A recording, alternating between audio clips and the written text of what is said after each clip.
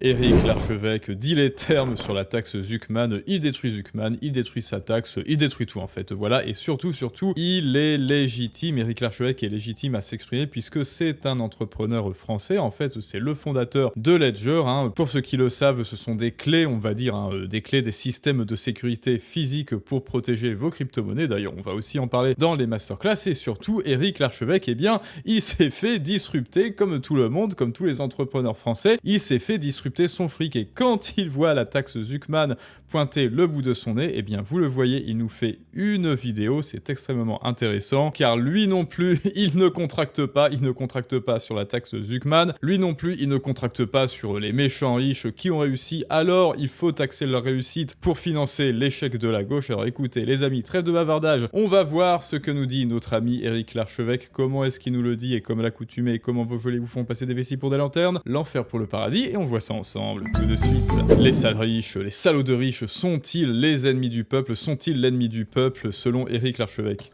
Moi, je prends mon cas personnel. Encore une fois, j'ai quitté la France en 2002 à peu près parce que Donc là, petit storytelling, petit personal branding, il raconte son histoire. j'en avais marre de payer plein d'impôts, le coût du travail était trop important, en plus je me faisais cracher dessus, sale riche, rend l'argent, voleur, profiteur, etc.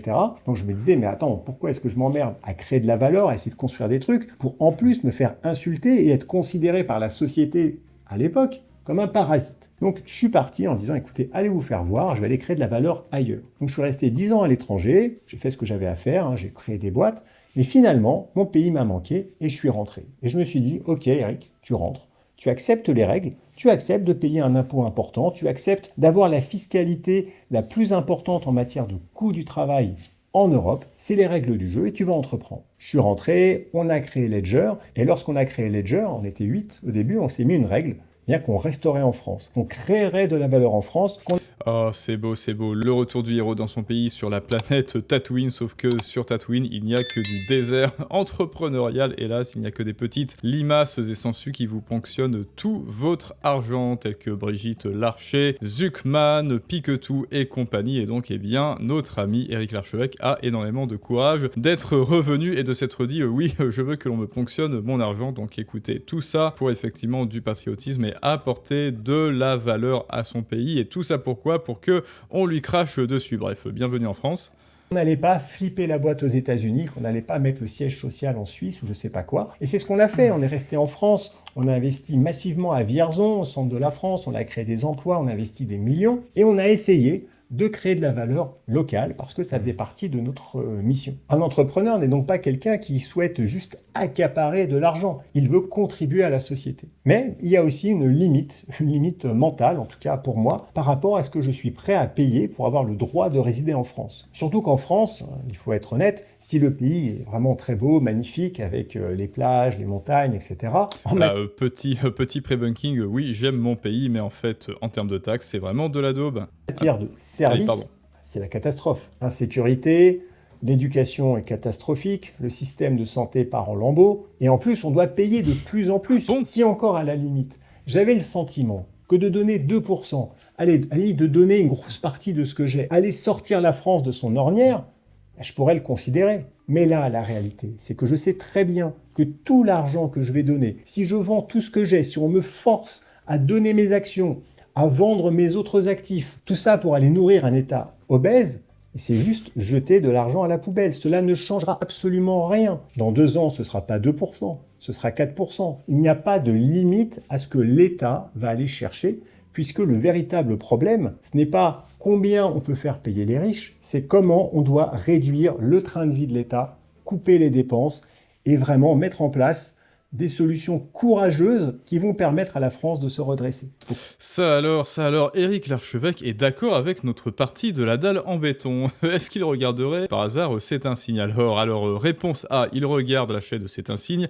Réponse B, c'est un entrepreneur à succès, donc il s'est fait disrupter, il s'est fait ponctionner par cet état obèse nourri par intraveineuse avec une sonde gastrique, les gélodiètes.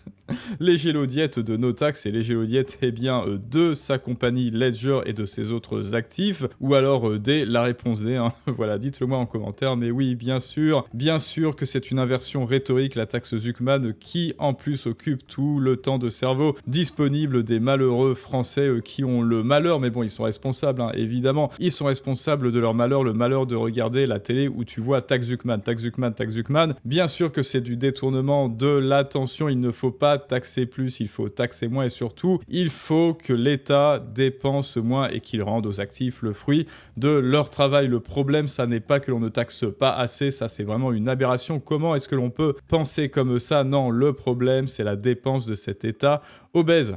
Il faut couper toutes les aides, il faut commencer aussi par couper les aides aux entreprises, hein, il faut être complètement logique. Et moi, je ne crois que la seule solution, c'est d'avoir une approche extrêmement difficile au niveau de l'État, en coupant tous les postes de dépenses. C'est la seule façon de redresser le pays, un peu comme une entreprise. Et évidemment, cela demande beaucoup... Oui, parce que l'État n'est qu'une entreprise, une très mauvaise entreprise, hein. Je pense que c'est la pire entreprise du monde. Si elle avait été cotée en bourse, ça aurait été absolument dramatique. Et en plus, c'est une entreprise qui est sponsorisée avec vos impôts, qui est sponsorisée avec votre argent. C'est-à-dire que vous investissez en bourse et en fait, il y a quelqu'un qui vient vous mettre le couteau sous la gorge et qui vous dit « Vous avez le droit de n'investir que dans une seule action, c'est l'action France ». Évidemment, elle ne vous donne aucun dividende, elle ne vous donne aucun bénéfice, elle ne vous donne aucune plus-value. Tout ce que je peux vous garantir, eh bien, c'est qu'elle va baisser d'année en année, mais je vous oblige à investir dedans. Évidemment que, vu sous cet angle, c'est de l'argent gaspillé, gâché, jeté par les fenêtres, et pourtant, c'est exactement ce qui se passe. Vous croyez que c'est une petite histoire un petit peu ridicule, un petit peu drôle, un petit peu humoristique? Eh bien non, c'est le réel South Parkien de la France actuelle. De courage politique, et je ne pense pas que ce soit possible. Je ne crois pas une seule seconde qu'un politique ou une politique qui viendrait le faire y arriverait, parce que il ou elle ferait face à des mouvements sociaux d'ampleur absolument incroyable pour protéger les acquis, et la France serait à feu et à sang si jamais on essayait de faire ce qui est nécessaire pour essayer de sauver le malade. On va aussi... Et effectivement, sauver le malade, enfin sauver cet état obèse, mais surtout, enfin sauver les Nicolas, c'est-à-dire sauver les travailleurs, ça c'est un petit peu la phase 2 de la réflexion. Oui, il faut une partie de la tronçonneuse, une partie milléiste français à la tête, mais sauf que c'est impossible, et si par miracle, enfin c'est impossible, parce que les Français, hein, et on le voit sur X, moi j'ai posté un tweet sur Elon Musk qui dit que oui, il a fait des efforts, le type, c'est un self-made man, et le fait que son père l'ait peut-être, je dis bien peut-être aidé, hein, ça dépend des narratifs, ça dépend de qui raconte l'histoire, ça dépend du son de cloche. Peut-être que même si son père l'avait aidé un peu, eh bien qu'il ait transformé tout cela en plusieurs centaines de milliards, ça ne s'est pas fait tout seul en se grattant le paquet dans le salon, en regardant Netflix comme les gauchistes semblent se l'imaginer. Ça, c'est un doux rêve. Et pourquoi? Eh bien parce que s'il commence à assumer, à comprendre et à avouer que oui, Elon Musk et d'autres entrepreneurs, eh bien comme notre ami Éric Larchevêque, ont fait des efforts, ont pris des risques, se sont cassés la gueule parfois, souvent même, pour mieux se relever et pour mieux apprendre à marcher justement et pour mieux être dans la performance de leurs entreprises, eh bien cela reviendrait à s'avouer leur propre médiocrité, à s'avouer leur propre néant intérieur, mais cela n'arrivera jamais car rappelez-vous, le gauchiste est toujours le gentil de l'histoire et un gentil, cela ne se remet pas en question devant lui, il a Dark Vador, point barre, seuls les sites sont aussi absolus, vous connaissez. Et maintenant, vous reprendrez bien un petit peu de taxe Zuckman, les amis. De l'argent. Comme vous le voyez, je fais un exercice de transparence. Maintenant, on peut me reprocher d'avoir gagné ma vie. On peut me dire, Eric, t'es un bâtard, t'as trop d'argent, ça devrait être interdit. Il y a des gens qui me disent ça, et bon, je l'entends. Hein. Je l'entends, hein. Bon, ça, il est passé du 3e au 4e degré, évidemment, que c'est un discours qui est ridicule, pour les raisons que l'on vient d'évoquer ensemble, avec la médiocrité gauchiste Eric. Et donc, parce que j'aurais gagné trop d'argent, ou parce qu'une personne dans sa vie n'aurait pas le droit de gagner autant d'argent, eh bien, elle devrait le rendre à l'État. Alors, moi, je pense, dans ce cas, il faut aller au bout de cette réflexion. C'est-à-dire, soit on décide qu'effectivement, l'entrepreneuriat, la création de valeur, la création de richesse n'a pas sa place en France, il faut tout taxer, et au moins, on a une position qui est claire. Au moins, on ne tourne pas autour du pot. Oui, on a une position qui est claire, Manu est clair, Manu et ses sbires, c'est clair, Zuckman est clair, Ruffin est clair, nous voulons faire fuir les riches hors de France, et non, ils n'ont pas les moyens de leurs ambitions de vouloir les rattraper à l'autre bout du monde, cela ne se fera pas. Sinon, si on veut juste dire, il faut contribuer plus, payer plus d'impôts, alors augmentez les taxes, augmentez la flat tax, augmentez l'impôt sur le revenu. Mais ne venez pas créer une taxe qui va venir taxer quelque chose qui, au final, n'a vraiment pas de sens. La taxe Zuckman, en vérité, elle est là pour détourner le véritable débat. Elle est là pour désigner... Alors là, oui, là, faites attention, regardez bien, c'est tout ce que l'on dit sur la taxe Zuckman. C'est fait pour disrupter le temps de cerveau disponible des Français, ce qui fait que leur ADN, ce qui confirme en fait que leur ADN est typiquement bolchevico-communiste, que la gangrène bolchevique, eh bien, s'est emparée de la France, ce qui fait que non, avant de vouloir un Milei français, il faut d'abord changer les mentalités, les amis, et pour ça, eh bien, il faut faire valoir sa parole, votre parole, et pour cela, vous le savez, masterclass, les clés de la persuasion en description et en commentaire pour changer les esprits, entre autres bien sûr. Sorte d'ennemi commun qui serait à la source de tous les problèmes en France, c'est-à-dire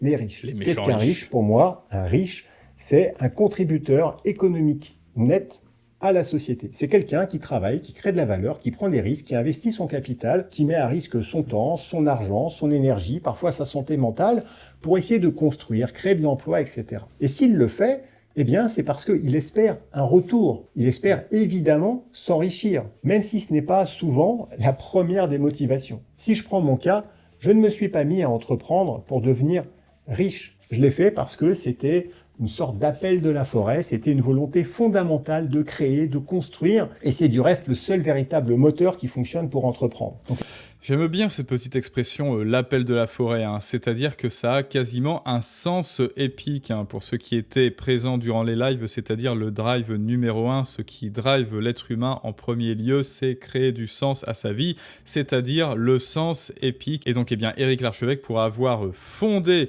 Ledger, il lui a fallu un sens épique profond, un sens profond, un but supérieur. Et évidemment, les amis, c'est tout ce que je vous souhaite trouver, votre but supérieur, ce fameux appel de la forêt pour entreprendre et aussi quitter la France. La plupart des entrepreneurs, des gens qui réussissent, ne le font pas parce qu'ils désiraient devenir riches. Ils le faisaient parce qu'ils avaient envie de créer de la valeur. Mais voilà, c'est parce qu'en fait, vous créez de la valeur avec cet appel de la forêt, vous proposez des solutions aux problèmes des gens, vous créez de la valeur à la société, et donc oui, LVMH, Éric Larchevêque, que voici, le DG de Mistral, le DG de Deezer, etc., ils règlent des problèmes, ils apportent de la valeur à l'humanité, si l'on veut être un petit peu absolutiste, mais au moins, enfin, à minima, à la société française, et donc oui, ce sont, de ce fait, par ce truchement de facto, les contributeurs, les premiers contributeurs nets de la valeur de la France. Et pour cela, et pour ces bons, et pour cela, pour leurs bons et loyaux services, eh bien, on leur crache à la gueule. Vous vous rendez compte à quel point l'État français, enfin, le communisme, hein, le mindset français, marche sur la tête de manière South Parkienne. La France, c'est le seul endroit au monde où commerçants, vendeurs, entrepreneurs, boutiquiers aussi, hein, j'ai entendu boutiquier, bref, vous proposez un produit, vous vendez un produit, eh bien, vous êtes un gros méchant. Voilà, vous vendez un produit qui apporte une solution à un problème, qui résout les problèmes des gens, vous êtes un gros méchant. Mais bien sûr.